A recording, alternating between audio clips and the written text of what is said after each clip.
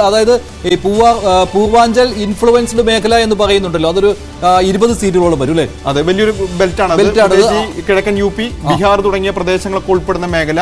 അപ്പോൾ ആ മേഖലയിലും ഏതായാലും നിലവിൽ BJPക്ക് തന്നെയാണ് ആധിപത്യം. അതെ, BJP തന്നെയാണ് ആധിപത്യം. അവിടെ BJP ചില സ്ട്രാറ്റജികൾ പയറ്റിയിരുന്നു അല്ലെ? പൂർവാഞ്ചൽ മേഖലയിൽ അവിടെ സ്വാധീനമുള്ള നേതാക്കളെ ഇറക്കിക്കൊണ്ട് തന്നെയായിരുന്നു പ്രചാരണം. അത് വിജയം കണ്ടിരിക്കുകയാണ്. ദ്വാരകയിൽ BJP ഇപ്പോഴും ലീഡ് ചെയ്യുകയാണ്.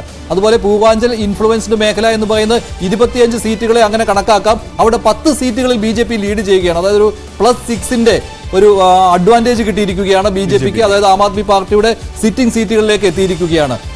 അതുകൊണ്ട് അവിടെയും പൂർവാഞ്ചൽ ഇൻഫ്ലുവൻസ്ഡ് മേഖല എന്ന് പറയുന്ന സ്വാധീനമുള്ള ആ മേഖലയും അവിടെയും BJP എത്തിയിരിക്കുകയാണ്. മാത്രമല്ല ഈ ചേരി പ്രദേശങ്ങളുള്ള മേഖലകളിൽ പോലും BJPക്ക് ആധിപത്യമുണ്ട് എന്ന കണക്കുകളാണ് പുറത്തു വരുന്നത്. കാരണം അത് പരമ്പരാഗതമായി കേജ്രിവാളിന്റെ ഒരു സ്ട്രോങ് ബേസ് എന്ന് പറയുന്നത് ഈ ചേരികൾ ഉൾപ്പെടുന്ന പ്രദേശമാണ്. അവിടെ പോലും വലിയ രീതിയിൽ മുന്നേറ്റം ഉണ്ടാക്കാൻ ഇത്തവണ BJP അങ്ങനെയാണെങ്കിൽ ഈ സൗജന്യ വാഗ്ദാനങ്ങൾ അത് BJPയും നൽകും എന്നുള്ള ഒരു വാഗ്ദാനം ഉണ്ടായിരുന്നുവല്ലോ. എത്ര കേജ്രിവാൾ നൽകുമോ അതിനടുത്ത് തന്നെ ഞങ്ങളും തരുമെന്ന് പറയുന്നു. അത് അങ്ങനെ അത് വിശ്വാസത്തിലെടുത്തിട്ടുണ്ട് എന്ന് വേണം കണക്കാക്കാൻ, ഇല്ലേ? അതെ അതെ. മാത്രമല്ല ന്യൂനപക്ഷ സ്വാധീന മണ്ഡലങ്ങളിൽ പോലും അവിടെ ആം ആദ്മി പാർട്ടിക്ക് 3 സീറ്റിൽ കുറവാണ്. കഴിഞ്ഞ തെരഞ്ഞെടുപ്പെ അപേക്ഷിച്ച് 10 സീറ്റിൽ 10 ജയിച്ചത് ആം ആദ്മി പാർട്ടിയാണെങ്കിൽ ഇത്തവണ അത് 7 സീറ്റിൽ മാത്രമാണ്. അത് വളരെ പ്രധാനമാണ്. അവിടെ അങ്ങനെയാണെങ്കിൽ കോൺഗ്രസിന്റെ വോട്ടുകൾ എത്രയെന്ന് അളക്കേണ്ടിയിരിക്കുന്നു.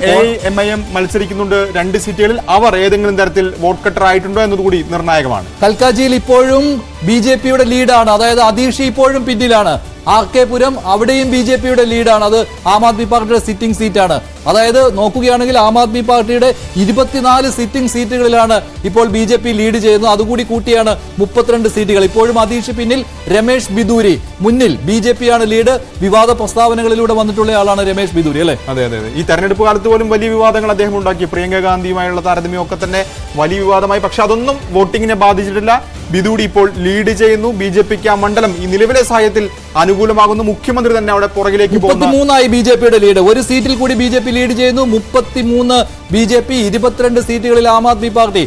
പ്രകടനം എന്ന് പറയുന്നത് 2013 തെരഞ്ഞെടുപ്പിൽ BJPക്ക് 32 സീറ്റാണ്. അതിനെ മറികടന്നുകൊണ്ട് ഇപ്പോൾ BJP പോകുന്ന അന്ന് ഏറ്റവും വലിയ ഒറ്റകക്ഷി BJP ആയിരുന്നു. ഇപ്പോൾ ഏതായാലും 56 സീറ്റിലെ പല സൂചനകൾ വരുമ്പോൾ 33 സീറ്റുകളിൽ BJPക്ക് ലീഡുണ്ട്, ആധിപത്യമുണ്ട്. ആം ആദ്മി പാർട്ടി 22 സീറ്റുകളിലാണ് നിലവിൽ ലീഡുള്ളത്. കോൺഗ്രസ് അവർ ആദ്യം മുതൽ PCC അധ്യക്ഷൻ ലീഡ് ചെയ്യുന്നുണ്ട്. ആ ലീഡ് നിലനിർത്താൻ ഇപ്പോഴും കോൺഗ്രസിന് സാധിക്കുന്നു. എനിക്ക് തോന്നുന്നു BJP 33 സീറ്റുകളിൽ ലീഡ് ചെയ്യുന്നു എന്ന് പറയുമ്പോൾ അതിൽ 25 സീറ്റുകളും ആം ആദ്മി പാർട്ടിയുടെ സിറ്റിംഗ് സീറ്റുകളായിരിക്കണം. അതെ അതെ ഇല്ലേ? 2015-ലും 20-ലും രണ്ടും കൂടി കൂട്ടിയാൽ പോലും BJPക്ക് ആകെ കിട്ടിയത് 11 സീറ്റുകളാണ്. 2015-ൽ കിട്ടിയത് 3 സീറ്റുകൾ, 2020-ൽ കിട്ടിയത് കഴിഞ്ഞ തവണ BJP വിജയിച്ച രോഹിണി, ബാദർപൂർ, ഒപ്പം ലക്ഷ്മി നഗർ, വിശ്വാസ് നഗർ, ഗാന്ധി നഗർ, റോത്തസ് നഗർ, ഗോണ്ട, കാരവൽ നഗർ. ഇതിൽ ലക്ഷ്മി നഗറിൽ മാത്രമാണ് അവർ പിന്നിലുള്ളത്. ബാക്കി പറയുന്ന രോഹിണിയിൽ ലീഡുണ്ട്, ബദർപൂരിൽ ലീഡുണ്ട്, വിശ്വാസ് നഗറിൽ ലീഡുണ്ട്, ഗാന്ധി നഗറിൽ അരവിന്ദ് സിംഗ് ലൗലി ലീഡ് ചെയ്യുന്നു, കാരാവൽ നഗറിൽ കപിൽ മിശ്ര ലീഡ് ചെയ്യുന്നു, ഗോണ്ടയിൽ ഇപ്പോൾ ലീഡ് ചെയ്യുന്നു, റോത്തസ് നഗർ ലീഡ് ചെയ്യുന്നു. അപ്പോൾ ഈ മേഖലകളിലൊക്കെ തന്നെ സിറ്റിംഗ് സീറ്റുകൾ അവർക്ക് നിലനിർത്താൻ സാധിച്ചു. ഒപ്പം ആം ആദ്മി പാർട്ടി കഴിഞ്ഞ 2 തെരഞ്ഞെടുപ്പിലും ജയിച്ചു വരുന്ന മറ്റു മേഖലകളിലേക്ക് കൂടി ഇപ്പോൾ ഏതായാലും BJPയുടെ സ്വാധീനം വർദ്ധിപ്പിക്കുകയാണ്. അതായത് ഒരു ഭരണവിരുദ്ധ വികാരമാണ്. ആം ആദ്മി പാർട്ടി 24 കൂടിയിട്ടുണ്ട്. അതായത് ഒരു സീറ്റ് കുറഞ്ഞു. 32, 24, 1 എന്നുള്ളതാണ്. ഇതൊരു ടൈറ്റ് ഫൈറ്റിലേക്ക് കാര്യങ്ങൾ വരാം ഈ ഒരു സമയത്ത്. പക്ഷെ അങ്ങനെയാണെങ്കിൽ പോലും BJPക്ക് ഒരു നേരിയ എഡ്ജിലേക്ക് പോകുന്നുണ്ട്. അത്രയും സീറ്റുകൾ ആം ആദ്മി പാർട്ടിയിൽ നിന്ന് പിടിച്ചെടുക്കുകയാണ് BJP. അതാണ് ആ മാജിക് ബോൾ നോക്കിയാൽ ആം ആദ്മി പാർട്ടി വിജയിക്കുകയാണെങ്കിൽ ഒരു 40+ സീറ്റുകളിൽ വിജയിച്ചിട്ട് സാധ്യതയുള്ളൂ. കാരണം ആം ആദ്മി പാർട്ടി തന്നെ ആരോപിക്കുന്ന അവരുടെ MLA-മാരെ, സ്ഥാനാർത്ഥികളെയൊക്കെ തന്നെ വിലക്കി വാങ്ങാൻ ശ്രമമുണ്ടെന്നാണ്. അപ്പോൾ 67 സീറ്റ് ലഭിച്ച ആം ആദ്മി പാർട്ടിക്ക് കഴിഞ്ഞ കാലങ്ങളിൽ ഭരിക്കാൻ ബുദ്ധിമുട്ടുണ്ടായിട്ടുണ്ടെങ്കിൽ സ്വാഭാവികമായും 40 സീറ്റിന് താഴെ വന്നു കഴിഞ്ഞാൽ അവർക്ക് എന്തായിരിക്കും സാഹചര്യം? MLA-മാരെ അടർത്തി മാറ്റുക തുടങ്ങിയ ചോദ്യങ്ങളൊക്കെ തന്നെ അവശേഷിക്കുന്നുണ്ട്. എങ്കിൽ പോലും BJPക്ക് നിലവിലെ സാഹചര്യത്തിൽ BJP കേവല ഭൂരിപക്ഷത്തിലേക്ക് പോവുകയാണെന്ന കാര്യത്തിൽ സംശയമില്ല. 32 സീറ്റുകൾ അവർ ലീഡ് ചെയ്യുന്നു. 57 സീറ്റുകളിലെ പല സൂചനകൾ. ഇപ്പോൾ 24 ആയിട്ടുണ്ട് ആം ആദ്മി പാർട്ടി. 32 സീറ്റുകളിൽ BJP, 1 സീറ്റിൽ കോൺഗ്രസും ലീഡ് ചെയ്യുകയാണ്. അതായത് 4 സീറ്റുകളിൽ ലീഡ് നേടിയാൽ കേവല ഭൂരിപക്ഷത്തിന് ആവശ്യമായ സീറ്റുകളിൽ ലീഡ് ചെയ്യുവാനായിട്ട് BJPക്ക് കഴിയും എന്നുള്ളതാണ് ഏറ്റവും പുതിയ ട്രെൻഡ്. മാജിക് ബോൾ നോക്കിയാൽ അത് കൃത്യമായിട്ട് മനസ്സിലാക്കാം എങ്ങനെയാണ് ആം ആദ്മി പാർട്ടി സിറ്റിംഗ് സീറ്റുകളിൽ BJP മുന്നേറിയിട്ടുള്ളത് എന്ന്. കിരൺ, ഏത് രീതിയിലാണ് ഇപ്പോൾ ഏതെല്ലാം മേഖല തിരിച്ചാണ് എന്നുള്ള കണക്കുകൾ പോലും കിട്ടിയിട്ടുണ്ടല്ലോ. എങ്ങനെയാണ് BJPയുടെ ഇതുവരെയുള്ള മുന്നേറ്റം സൂചിപ്പിക്കുന്നത്? മഞ്ജുഷ, ഇതിൽ ഏറ്റവും പ്രധാനം ആം ആദ്മി പാർട്ടി എല്ലാ കാലത്തും ഏറ്റവും കൂടുതൽ തുണച്ചിരുന്നത് ലോ ഇൻകം താരതമ്യേന ദരിദ്രരായ മനുഷ്യർ, സാധാരണക്കാരായ മനുഷ്യർ, ഇടത്തരക്കാരായ മനുഷ്യർ, ഈ രണ്ട് ആളുകൾ കൂടുതലുള്ള സ്ഥലങ്ങളാണ് ഏറ്റവും കൂടുതൽ തുണച്ചിരുന്നത്. അതിനെ നമുക്ക് അങ്ങനെ തന്നെ പരിശോധിച്ച് നോക്കാം. 24 സീറ്റുകളാണ് അവിടെ താരതമ്യേന കുറഞ്ഞ വരുമാനക്കാർക്ക് ആധിപത്യമുള്ളത്. അവർ നിർണയിച്ചാൽ വിജയം നിശ്ചയിക്കാൻ കഴിയുന്ന സീറ്റുകളുള്ളത്. അവിടെ നിന്ന് 8 സീറ്റുകളാണ് ആം ആദ്മി പാർട്ടിക്ക് നഷ്ടമായത്. ഇതെല്ലാം ആം ആദ്മി പാർട്ടി വലിയ ശക്തി കേന്ദ്രങ്ങളായിരുന്നു. ആ 8 സീറ്റിൽ 7 സീറ്റും കിട്ടിയത് BJPക്കാണ്. ആം ആദ്മി പാർട്ടിയെ ഉറപ്പായും തുണയ്ക്കും എന്ന് പ്രതീക്ഷിച്ചിരുന്നത് സമൂഹത്തിലെ ഏറ്റവും താഴെത്തട്ടിലുള്ള ആളുകളാണ്. ആ ആളുകളടക്കം ആം ആദ്മി പാർട്ടിയെ കൈവിട്ടിരിക്കുന്നതാണ് നിലവിലെ സൂചനകൾ നൽകുന്നത്. ആ 8 സീറ്റിൽ 7 സീറ്റും BJP കൊണ്ടുപോയി, 1 സീറ്റ് കോൺഗ്രസിലേക്ക് വന്നു. ഇനി നമുക്ക് മിഡിൽ ഇൻകം ആളുകളിലേക്ക് വന്നു കഴിഞ്ഞാൽ ഈ പ്രധാനമായും നികുതി ഇളവിലൊക്കെ, ഇൻകം ടാക്സ് ഇളവിലൊക്കെ വന്നതിന്റെ പ്രതിഫലനം അവിടെയും BJP 11 സീറ്റുകളിലാണ് മുന്നേറ്റം ഉണ്ടാക്കിയിരിക്കുന്നത്. 18 വാറും 24 സീറ്റുകളാണ് ഉണ്ടായിരുന്നത്. ആ 26-ൽ നിലവിലെ സൂചന അനുസരിച്ച് ബാക്കി സീറ്റുകളിലെ സൂചനകൾ വരാനുണ്ട്. 11 സീറ്റുകളും BJP വന്നു. 11 സീറ്റുകൾ നഷ്ടപ്പെട്ടത് ആം ആദ്മി പാർട്ടിക്കാണ്. മധ്യവർഗത്തിന് സ്വാധീനമുള്ള മണ്ഡലങ്ങളിൽ ഇതുവരെ ഫലം പുറത്തു വന്ന 11 സീറ്റുകളിൽ 11 സീറ്റിലും BJPക്ക് തന്നെയാണ് ആധിപത്യമുള്ളത്.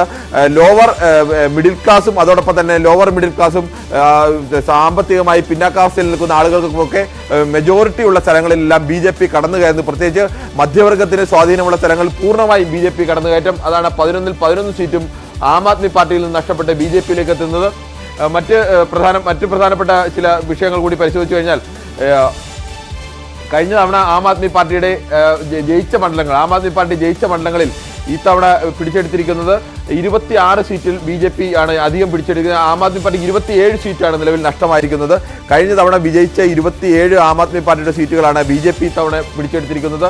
ഈ നേരത്തെ നോക്കിയാൽ അറിയാം, കഴിഞ്ഞ തവണത്തെ ഈ ഒരു സ്ഥലത്ത് മാത്രമായിരുന്നു ആകെ BJPയുടെ കാവി നിറമുണ്ടായിരുന്നത്. അതിൽ നിന്ന് വ്യത്യസ്തമായി മുഴുവൻ സ്ഥലങ്ങൾ, ഡൽഹിയിലെ ഏതെല്ലാം മേഖലയുണ്ടോ ആ മേഖലകളിലെല്ലാം തന്നെ BJPയുടെ വലിയ മുന്നേറ്റം. ഇത് ഒരു ഇതാണ് ആ മാജിക് വാളിൽ തെളിഞ്ഞു വന്നിരിക്കുന്ന കാര്യങ്ങൾ. ഇപ്പോൾ ഏത് രീതിയിലാണ് BJPയുടെ മുന്നേറ്റം എന്നുള്ളതാണ്. 32 സീറ്റുകളിൽ BJP ലീഡ് ചെയ്യുന്നു എന്ന് പറയുമ്പോൾ അതിൽ 24 സീറ്റുകളും ആം ആദ്മി പാർട്ടിയുടെ സിറ്റിംഗ് സീറ്റുകളാണ്. അവിടെ ഇപ്പോഴും ലീഡ് നിലനിർത്തിക്കൊണ്ട് പോകാൻ BJPക്ക് കഴിയുന്നുണ്ട്. ആം ആദ്മി പാർട്ടി 24 സീറ്റുകളിലാണ് ലീഡ് ചെയ്യുന്നത്. ഇത് ഒരു നെക്ക് ആൻഡ് നെക്കിലേക്ക് കാര്യങ്ങൾ പോകുന്നുണ്ട് എങ്കിൽ പോലും ആ 8 സീറ്റുകളിൽ കൂടുതലായിട്ട് ആം ആദ്മി പാർട്ടിയേക്കാൾ BJP ലീഡ് ചെയ്യുന്നു എന്ന് പറയുമ്പോൾ ഇനിയും പുറത്തു വരാനായിട്ട് 13 സീറ്റുകളുടെ സൂചനകൾ കൂടിയുണ്ട്. അതുകൂടിയാകുമ്പോഴേക്കും 36 എന്ന മാന്ത്രിക സംഖ്യയിലേക്ക് ലീഡ് നിലനിർത്തിക്കൊണ്ടു പോകാൻ BJPക്ക് കഴിയുവാനുള്ള സാധ്യത കൂടുതലും അങ്ങനെയാണ്. പക്ഷേ ആം ആദ്മി പാർട്ടിയുടെ സിറ്റിംഗ് സീറ്റുകളിലെ ഫലസൂചനയാണ് ഇനി വരാൻ ബാക്കിയുള്ളത്, അല്ലേ? മാത്രമല്ല, നമ്മുടെ മാജിക് വാളിലെ കണക്കുകൾ പ്രകാരം മധ്യവർഗ വോട്ടുകളാണ് കൃത്യമായും ഇപ്പോൾ BJPക്ക് അനുകൂലമായിട്ടുള്ള ലോ ഇൻകം ആളുകളുടെ കണക്കെടുപ്പ് അവിടെ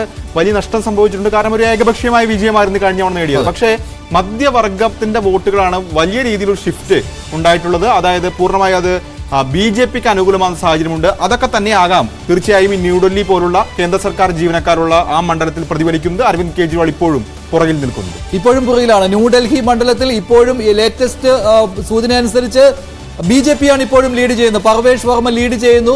അരവിന്ദ് കെജ്രിവാൾ ഇപ്പോഴും പിന്നിട്ട് നിൽക്കുകയാണ്.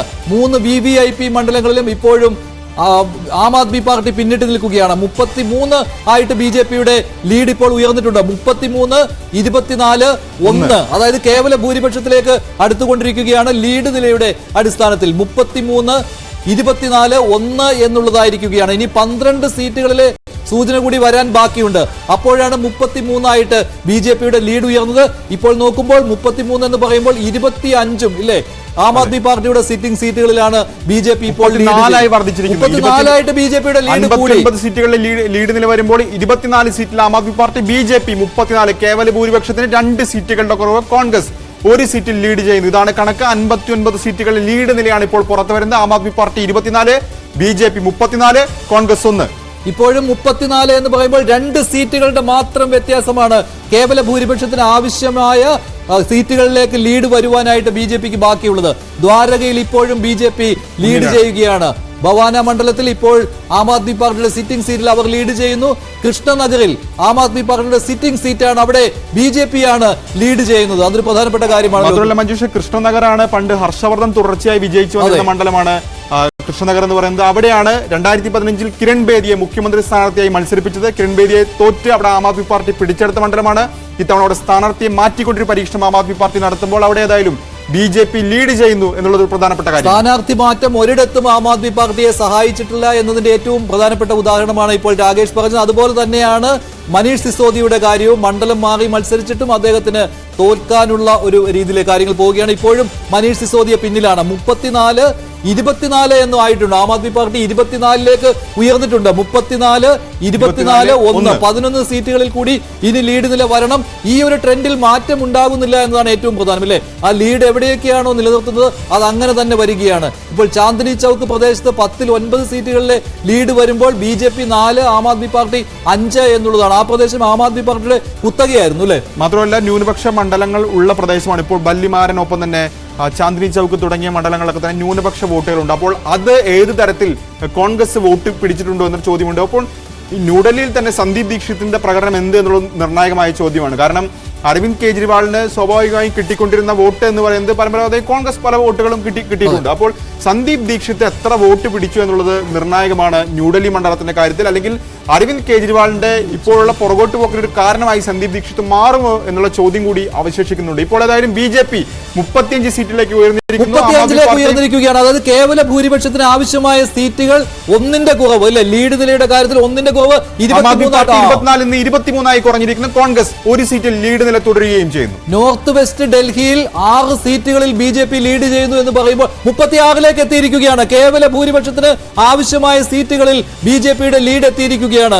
36, 23, 1 എന്നായിരിക്കുകയാണ്. അതായത് കേവല ഭൂരിപക്ഷം 35ലേക്ക് കുറഞ്ഞു, 24ലേക്ക് ആം ആദ്മി പാർട്ടി കൂടി. 10 സീറ്റുകളുടെ ലീഡ് കൂടി ഇനി അറിയുവാൻ ബാക്കിയുള്ളപ്പോഴാണ് 34, 25. വീണ്ടും മാറ്റം. BJP 34, Aam Aadmi party 25, Congress 1. BJP കുറയുന്നു, 34ലേക്കായിരിക്കുന്നു. 25 അവിടെ 1 കോൺഗ്രസിലും എത്തിയിരിക്കുകയാണ്. 2 സീറ്റുകളിൽ ഇപ്പോൾ ലീഡ് നില മാറിയിട്ടുണ്ട്. ചിലയിടങ്ങളിലെങ്കിലും ലീഡ് നില മാറിയിട്ടുണ്ട്. ഓരോ റൗണ്ട് 24, 25 ആകുമ്പോൾ 36 34ലേക്ക് BJP ചുരുങ്ങിക്കൊണ്ടിരിക്കുന്നു. അങ്ങനെ ഒരു നെക്ക് ആൻഡ് നെക്കിലേക്ക് പോവുകയാണോ ഡൽഹി എന്ന സൂചന ഉണ്ട്. അപ്പോൾ പോലും ഇനിയും 10 സീറ്റുകളിൽ റിസൾട്ട് അറിയാനുണ്ട്. അപ്പോൾ നിലവിലൊരു കംഫർട്ട് മാർജിനിലാണ് BJP ഉള്ളത് എന്ന കാര്യത്തിൽ 35ലേക്ക് എത്തിയിരിക്കുകയാണ്. 35, 24, 1 ആയിരിക്കുകയാണ്. അതായത് BJPയുടെ ലീഡ് നില